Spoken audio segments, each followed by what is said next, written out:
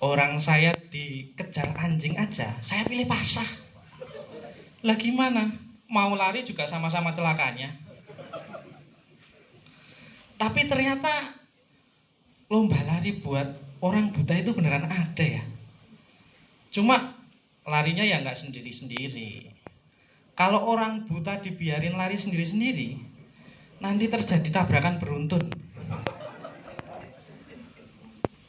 Jadi konsepnya itu ada guide-nya. Nah, guide itu menggandeng gitulah. Cuma jangan digandingkan sama truk juga, enggak. Pak Kadis mana ini Pak Kadis?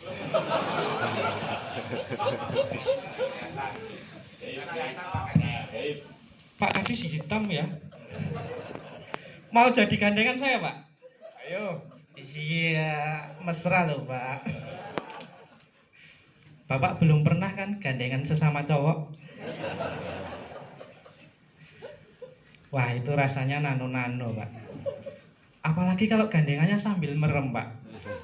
Miss saya itu bakalan sama-sama nabraknya Pak. Saya dulu pernah ya ikut lomba lari zaman SMP. Sama-sama orang buta juga itu. Nah kebetulan guide saya itu tunarungu wicara.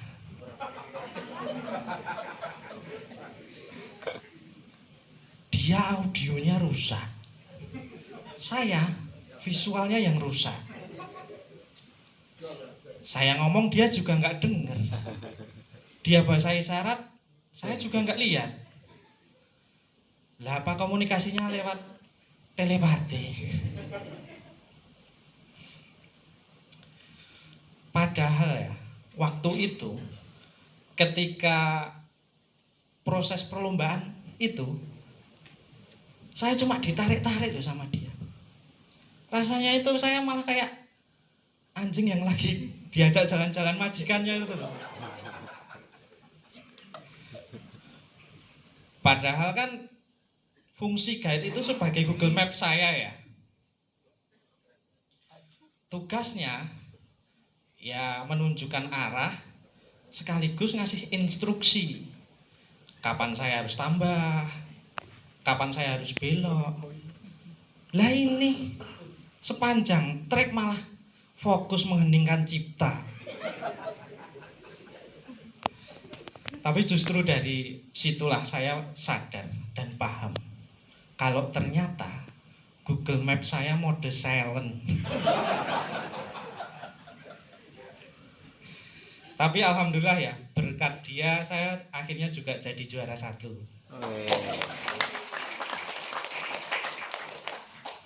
Jadi kolaborasi kecacatannya sempurna. Bahkan dari event itu saya dapat beasiswa pendidikan. Dan sudah jadi SPD. Sarjana peteng dedet.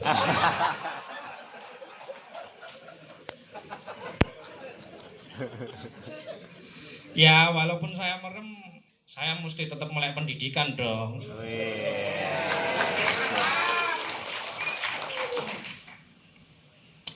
Tapi sekarang saya sudah nggak di lari ya. Saya migrasi ke catur tunanetra. Tapi yang migrasi cuma cabang olahraganya aja. Kalau butanya mah tetap konsisten saya.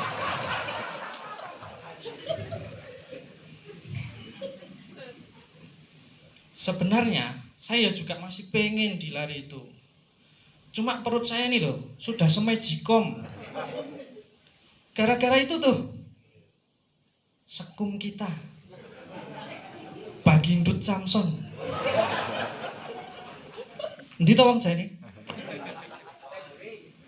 Lah ini depan.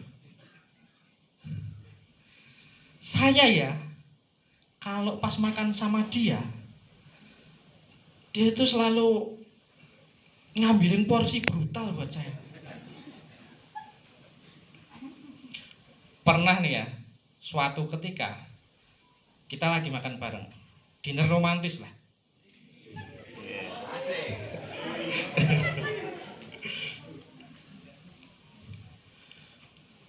Kebetulan saya makannya itu pakai tangan. Nggak boleh tangan kiri deh, tangan kanan. Pakai tangan. Nah, pas saya lagi nyuap ke mulut, itu beliau tuh selalu nambahin nasi saya tanpa saya tahu.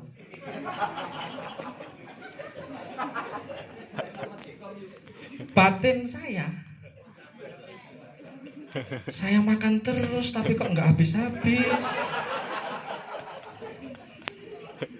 Padahal saya udah tele-tele. Mau nggak tak habisin kok ya saya takut ditinggal pulang. Kalau saya paksa saya habiskan, kok lama-lama saya yang berpulang malah.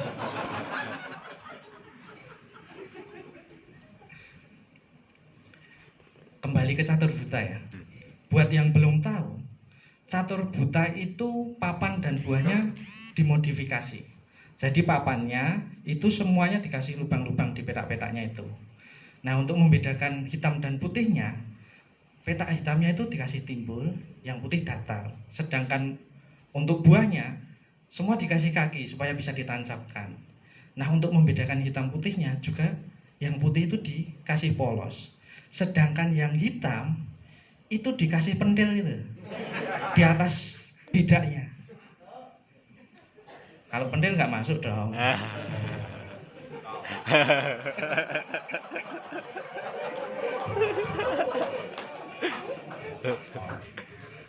Nah, kebetulan di Peparnas kemarin saya ikut catur buta dan gagal.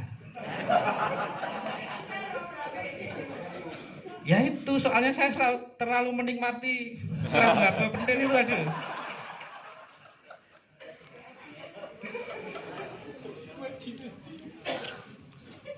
Jujur Li, buat saya migrasi dari lari ke catur itu tidak mudah. Bayangkan saja, lari kan yang fokusnya itu mengadu kecepatan. Lah kalau catur mengadu kecermatan. Dulu ya, waktu saya di lari, pemanasan itu ya jogging. Sekarang saya di catur, pemanasan itu manasin air buat bikin kopi. Mana saya dikasih sugesti sama temen-temen tuh, yuk ngopi sik ben melek.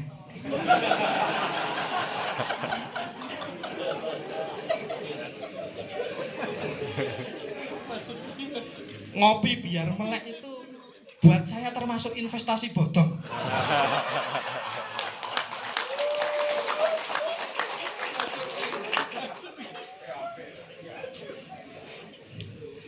Tapi alhamdulillah ya, berkat NPCI banyak disabilitas-disabilitas itu yang harkatnya jadi meningkat.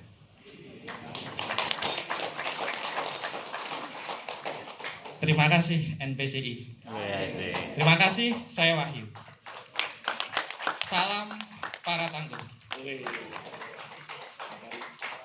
Aku kudu ning ndi iki?